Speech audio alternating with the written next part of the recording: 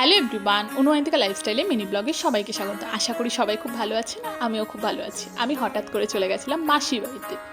তো মাসির বাড়িতে গিয়েছিলাম, আর সেদিনকে মাসিদের দুপুরে ভাত হয়নি, কারণ কিছু একটা পুজো জন্য ভাত হয়নি। সেদিনকে ছিল পান্তা।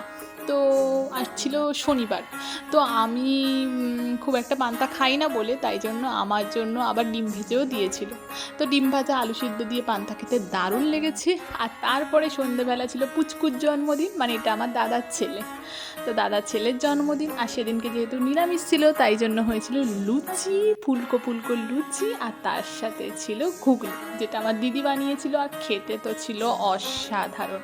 এই যে ঘুগনিটা আর লুচি তো দেখালাম। তারপরের দিন হয়েছিল অনেক রান্না। তার আগে যেহেতু চিকেন কষা হচ্ছিল, তাই জন্য মাসি একটুখানি চিকেন কষা দিয়েছিল, সেটা খাচ্ছিলাম আর খেতে অসাধারণ ছিল।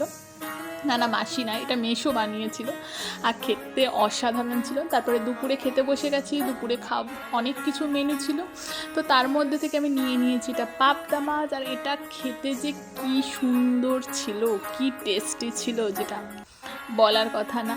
তো তারপরে ছিল কাতলা মাছ, যেটাও খেতে খুব খুব খুব দারুণ ছিল। এই যে, তো তারপরে ছিল চিকেন, আর যেটা আমার শেষে ভিডিও করাই হয়নি। তো ভিডিওটা এই পর্যন্ত। ভালো লাগলে সবাই লাইক করবেন, সবাই ভালো থাকবেন, আর পুচকুটাকে হ্যাপি বার্থডে বলবেন। এটা ছিল আমাদের দুপুরের মেনু। আর আগের দিন ছোট্ট করে সেলিব্রেশন হয়েছিল, আর পরের দিন খাওয়া দাওয়া হয়েছিল। তো এইভাবেই হাসি মজা করে কেটেছিল। তারপরের দিন আমি আবার বাড়িও চলে এসেছিলাম।